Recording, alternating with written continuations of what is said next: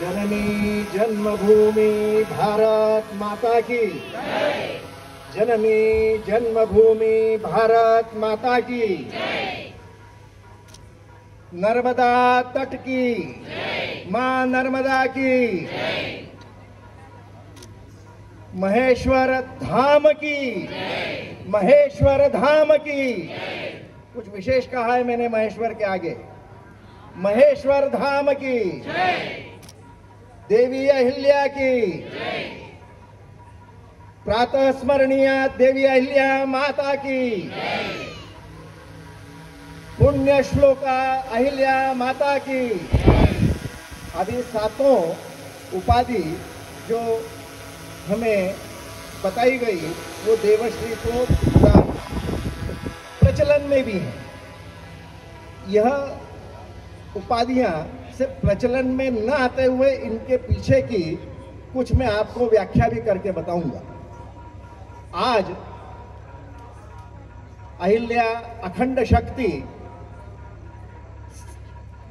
धनगर समाज ने एवं मैं कहूंगा कि हम लोगों ने इस कार्यक्रम को संपन्न करने का जो बीड़ा उठाया है, ऐसा लगता है कि हम उस दिशा में व्यवस्थित चल पड़े थे और कल, आज की ये झांकी कल बाकी है। इस प्रकार से हम चाहेंगे कि कल का शोभा यात्रा एवं जो यहाँ से प्रस्थान होगा उसका दिव्य और भव्य स्वरूप हमें देखने को मिलेगा। साथ ही आज मैं देख पा रहा हूँ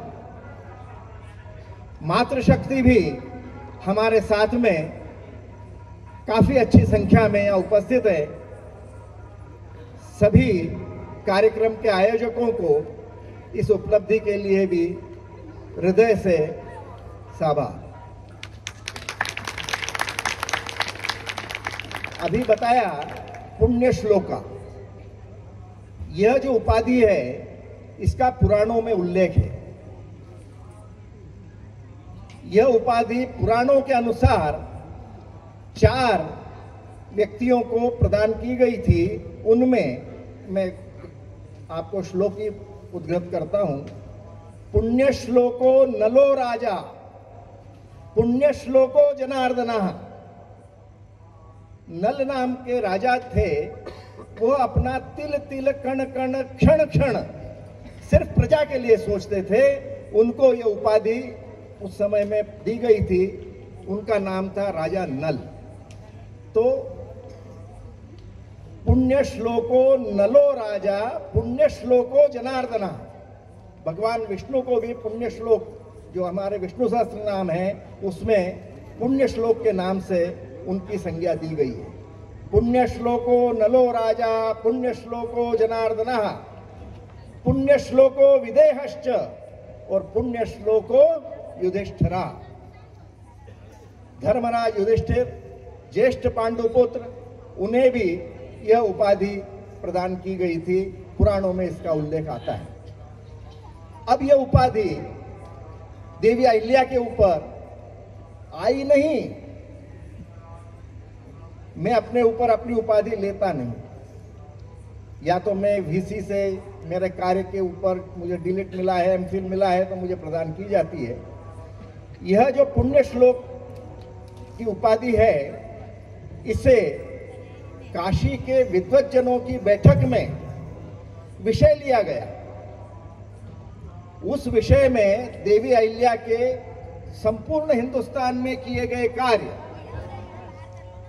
उनकी प्रजानिष्ठा, उनकी धर्मनिष्ठा, उनकी क्रियाकलाप करने की प्रक्रिया, सैन्य शक्ति, किस प्रकार से उन्होंने महिलाओं की सैन्य शक्ति डेवलप करी, इन आदि आदि गुणों को देखते हुए विद्वज्जनों ने काशी विद्वज्जनों ने जो बैठक करी, उसमें निर्णय लिया कि यह उपाधि पुण्य श्लोका की देवी अहिल्या को प्रदत्त होनी चाहिए।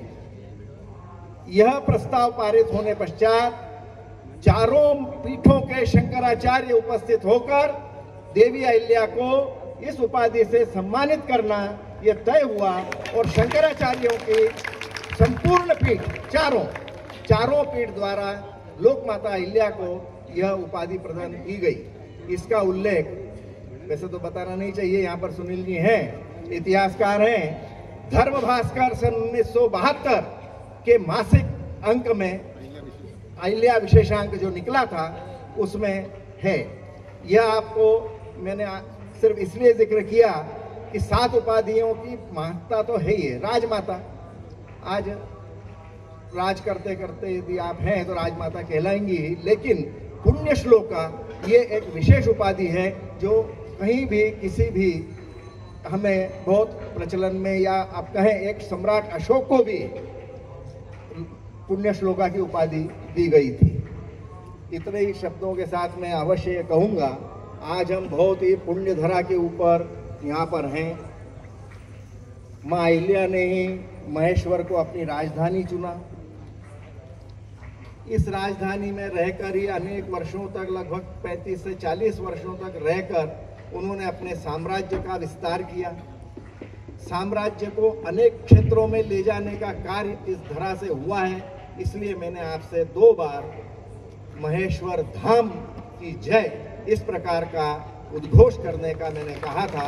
पुनः हम कहेंगे महेश्वर धाम की जय। आज हमारे ऊपर बहुत बड़ा दायित्व भी है और हमारा कर्तव्य भी बनता है कि हम इस पवित्र धरा का पावित्र्य हर समय बनाए रखें। इतना ही कहकर मैं अपनी वाणी को विराम देता हूँ। आयोजकों को धन्यवाद। आप सभी को यहाँ पर आए सभी को साधुवाद, प्रणाम, नमस्कार। जय शिव।